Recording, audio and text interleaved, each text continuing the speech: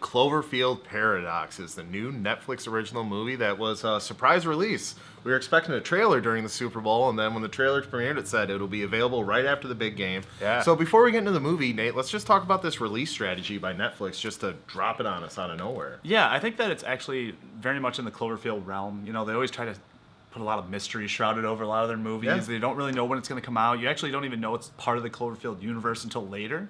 So I think it's in the trend to do this, but I was surprised, genuinely, by being like, what? I could watch that right now. It was kind of crazy to me. Yeah, I think it's a bold strategy for Netflix, and I hope that this encourages them to do it more in the future, where it's just like, here's the trailer, the movie's available right now. Yeah. And if it's one of those things where like Netflix is really going to put theaters out of business, it's stuff like this that kind of, makes it feel a little ring true. We'll give you guys a warning. We're going to go into spoilers here. It is a prequel to the original Cloverfield, so there are some tie-ins to the franchise, and we just couldn't really give our feelings about this movie without going into spoilers. So we have a spoiler alert for this whole video, but this movie is available on Netflix, so if you want to stop and go watch the movie and check back, go right ahead. Let's get into the Cloverfield Paradox, this new movie, and once again, it's unraveling a mystery. These astronauts, they're up in the space station, and they have this particle accelerator that's supposed to like create unlimited sustainable energy for the entire world, and the world's going through an energy crisis. And then when they set off the machine, they actually travel to another dimension. Right.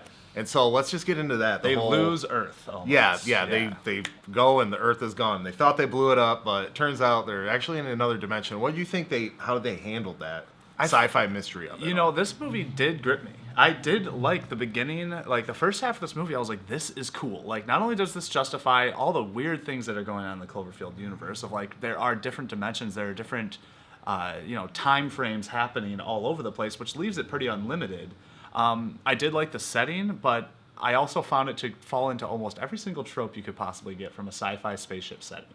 My feeling when I watch a mystery movie, I feel like the movie should have you figure out things with it. Like, you shouldn't be too far ahead of the movie. You shouldn't be way behind where you're wondering what's going on. And I felt like I was just a little ahead of this movie. Yeah. Because they relied on so many tropes and cliches from mysteries. It was like, I was starting to piece things together before the movie. So it wasn't too slow or too fast of a mystery for me. It was just too slow. It's like, all right, I know what's going on. Come on, let's go on to the next tidbit. Let's find out what's going on. Yeah, for me, I felt like there was a lot of unpredictability when it started. I was like, cool, this ship almost has a life of its own. Who knows what's going to happen? All these crazy things started going on, and all these things start appearing in walls, and, just odd things start happening. And I was like, this is cool. It's catching me off guard here and there. But about the halfway mark, it goes pretty much straight into generics of what most sci-fi movies go into. Yeah. It's like, they have to save the space station after a certain amount of time, or all this blah blah. It just like sort of fell into tropes, and I got a little bored with it, I guess. Yeah, it was a race against the clock that wasn't really that riveting once you get into the second half. No. And I just gotta say, in the movie overall, this event is what starts off the original movie. When you know what's going on at Earth and what they're trying to get back to, the stakes are really lessened. Like, you don't really like hope that they make it home. You're like, no, guys, stay there. Stay in that dimension. You're good. Yeah, things are going way wrong in the other place.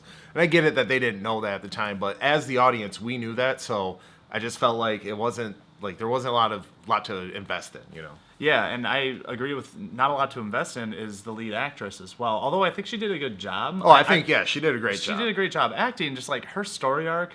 First of all, you don't really know why she's so upset or in space until about halfway through already. So I didn't really root for her or have much sympathy because I didn't know what was going on in her life. And then once you find out, I just couldn't get behind her.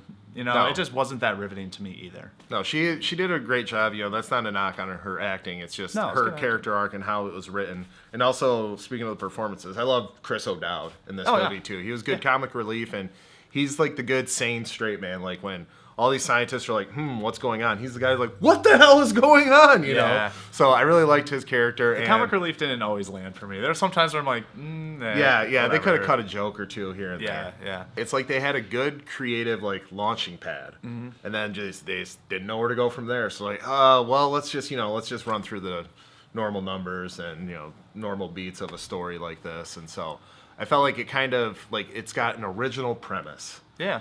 But just littered with generics. Yeah, just trademark execution.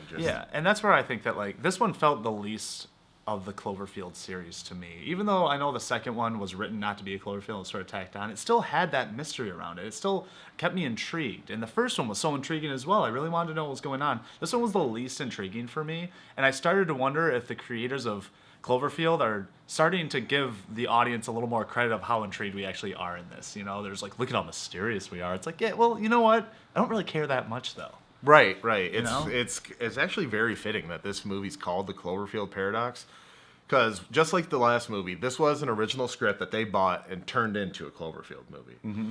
And I feel like, on one hand, yes, by turning it into a Cloverfield movie, you raise exposure to it. More people will see it than if it wasn't a Cloverfield movie. Yeah. But all the Cloverfield elements put into it kind of bog it down. Yeah. And almost worsen the movie to the point where it's just like, it's a paradox. People wouldn't watch it if it wasn't a Cloverfield movie. Right. But people would enjoy it more if it wasn't a Cloverfield movie. So it's, what do you know, is it quality? Or do you want more people to see it, or do you want to make a better movie? And it, like, once again, that's a paradox, you know? Yeah, but with the movie Life and Alien Covenant and Geostorm, and they're all just not doing that well with the box office, I wonder if they were just like, let's make it Cloverfield.